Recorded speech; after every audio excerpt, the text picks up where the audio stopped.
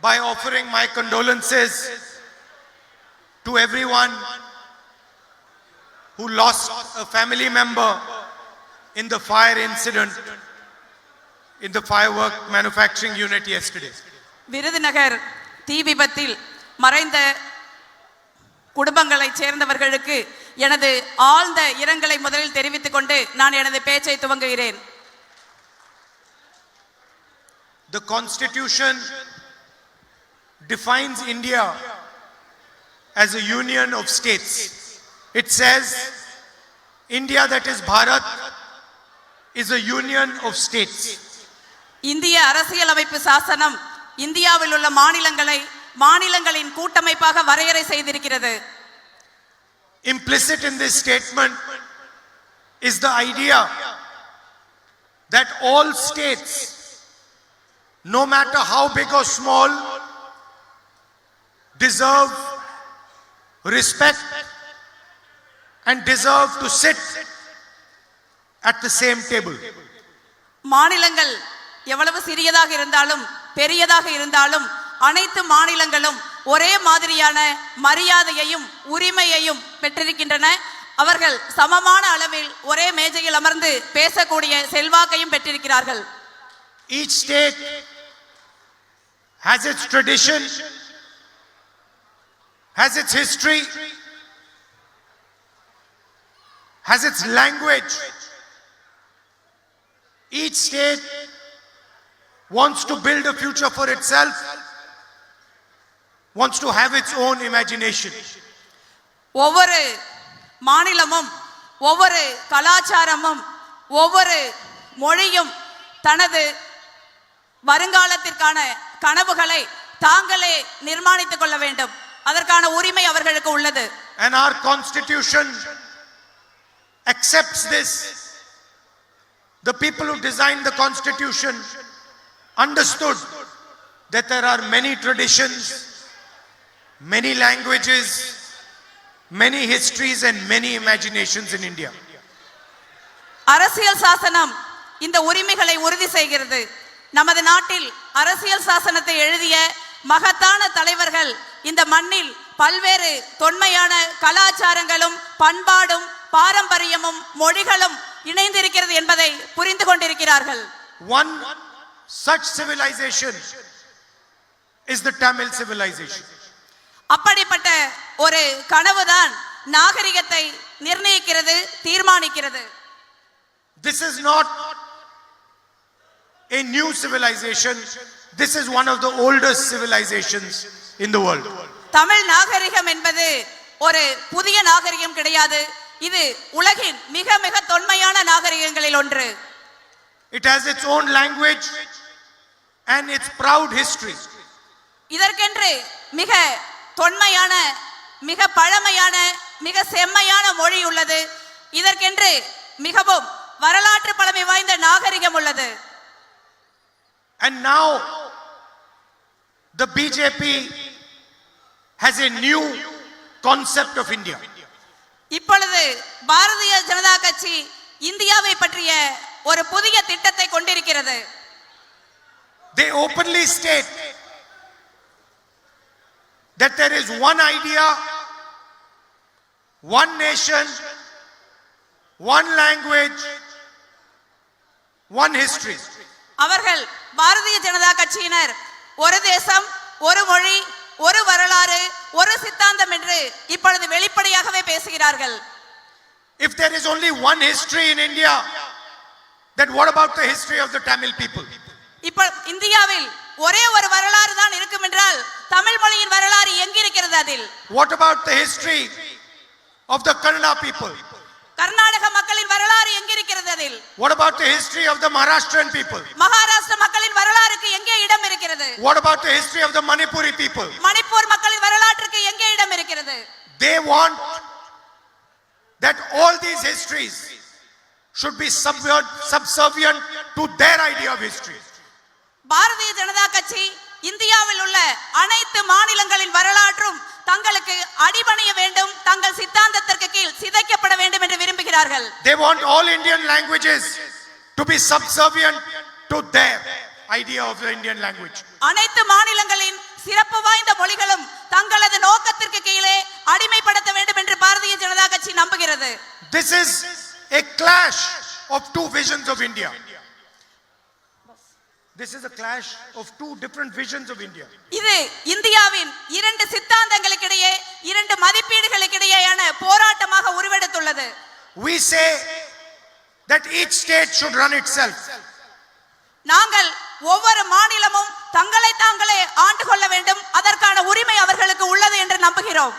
And they say all states should be subservient to one political organization called the RSS. அவர்கள் நினைக்கிறார்கள், பாரதிய ஜனதா கட்சியை சேர்ந்தவர்கள் நினைக்கிறார்கள், அனைத்து மாநிலங்களும் RSS சித்தாந்தத்திற்கு கீழே அடிபணிந்து நிற்க வேண்டும் என்று அவர்கள் எதிர்பார்க்கிறார்கள். And now in this election they are trying to infiltrate Tamil Nadu. இந்த தேர்தலில் அவர்கள் தமிழ்நாட்டை எப்படியாவது ஊடுருவ வேண்டும் என்று முயற்சி செய்கிறார்கள். The AIDMK has had a great historical tradition. அனைத்திந்திய அண்ணா திராவிட முன்னேற்ற கழகம் ஒரு மிக பாரம்பரியமான வரலாற்றை தமிழ்நாட்டில் கொண்டிருந்தது. Like the Congress party, like the DMK, the AIDMK has also shown Tamil Nadu the way forward. Congress பேரியக்கத்தை போல, திராவிட முன்னேற்ற கழகத்தை போல அனைத்திந்திய அண்ணா திராவிட முன்னேற்ற கழகம் ஒரு காலத்தில் தமிழ்நாட்டிற்கு மிகப்பெரிய பங்காற்றி இருக்கிறது. It had in the past great leaders who protected the idea of Tamil Nadu. அனைத்திந்திய அண்ணா திராவிட முன்னேற்ற கழகத்திற்கு மகத்தான தலைவர்கள் இருந்தார்கள். அவர்கள் தமிழ்நாட்டின் வரலாற்றையும் எதிர்காலத்தையும் பாதுகாத்தார்கள். But the AIDMK of today is no longer that AIDMK. இன்று இருக்கின்ற அண்ணா திராவிட முன்னேற்ற கழகம் அந்த பழைய அண்ணா திராவிட முன்னேற்ற கழகம் கிடையாது. The AIDMK of today is a hollow shell. அனைத்திந்திய அண்ணா திராவிட முன்னேற்ற கழகம் என்பது இன்று ஒரு தத்துவார்த்தமற்ற வெற்று கூடாகிவிட்டது. With leaders who are compromised to the BJP and the RSS. அனைத்திந்திய அண்ணா திராவிட முன்னேற்ற கழகத்தின் தலைவர்கள் பாஜகவிற்கும் RSSக்கும் அடிபணிந்து சரணடைந்து விட்டார்கள். Their corruption has trapped them and they can do nothing against the wishes of the BJP. அனைத்திந்திய அண்ணா திராவிட முன்னேற்ற கழக தலைவர்களின் ஊழல் என்பது அவர்களை ஒரு பொறியில் சிக்க வைத்து பாரதிய ஜனதா கட்சிக்கும் RSSக்கும் அடிபணிந்து கைகட்டி சேவகம் செய்ய செய்து விட்டது.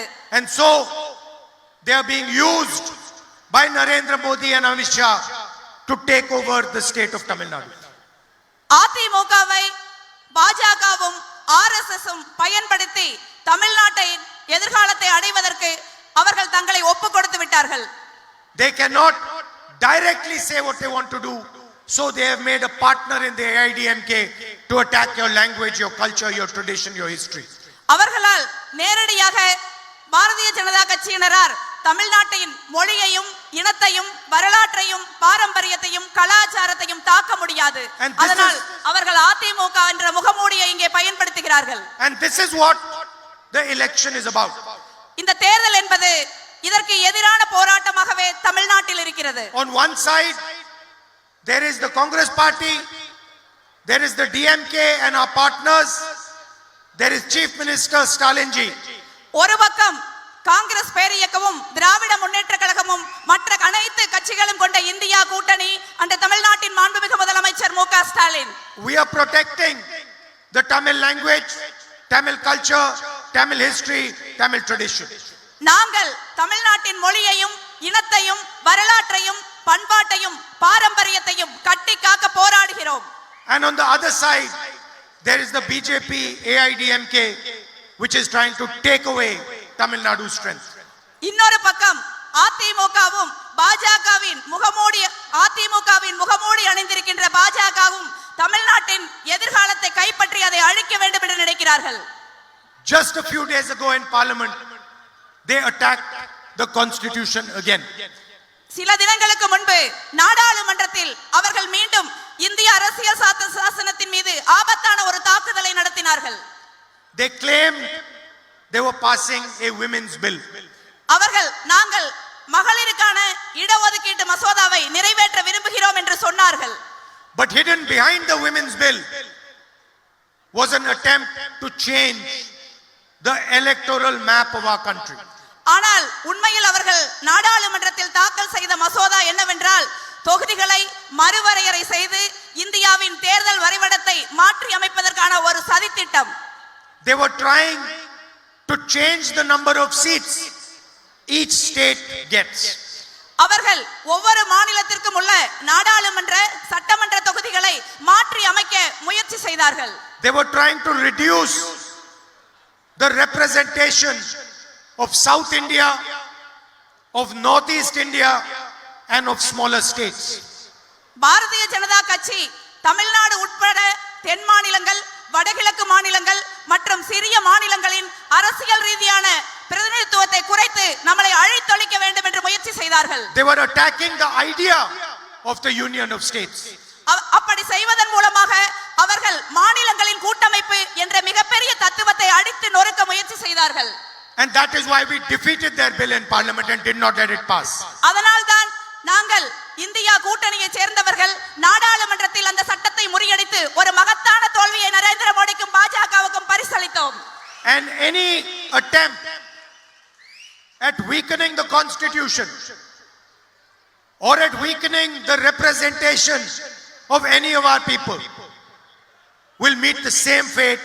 We will defeat it again and again and again. அரசியல் சாசனத்தை தாக்குவதற்கான எந்த முயற்சியையும் தமிழ்நாடு உட்பட மாநிலங்களின் அரசியல் பிரதிநிதித்துவத்தை குறைப்பதற்கும் நமது அரசியல் ரீதியான குரலை ஒடுக்குவதற்கும் முயற்சி நடந்தால் அந்த முயற்சி மீண்டும் மீண்டும் காங்கிரஸ், திமுக உள்ளிட்ட இந்தியா கூட்டணி கட்சிகளால் முறியடிக்கப்படும். நரேந்திர மோடிக்கு தொடர்ந்து தோல்விகள் பரிசளிக்கப்படும்.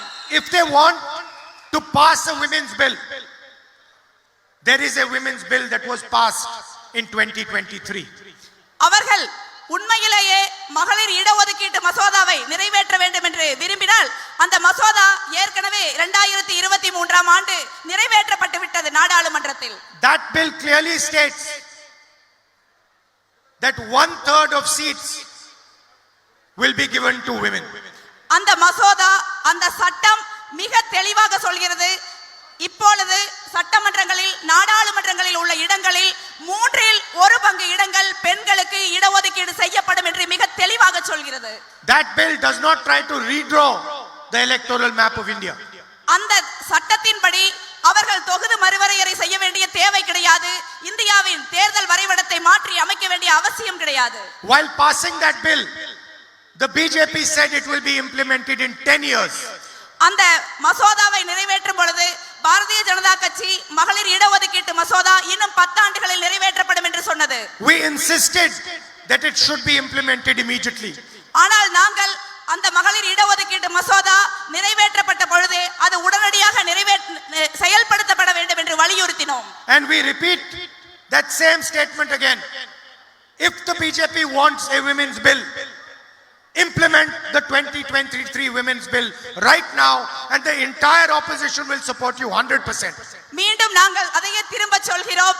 பாரதிய ஜனதா கட்சி மகளிருக்கு 1/3 இடமளிக்கும் மசோதாவை நிறைவேற்ற விரும்பினால் நாங்கள் அந்த மசோதாவை ஆதரிக்கிறோம். எதிர்க்கட்சிகள் அதற்கு உறுதுணையாக நிற்கும் என்ற உத்தரவாதத்தை நான் இங்கே அளிக்கிறேன்.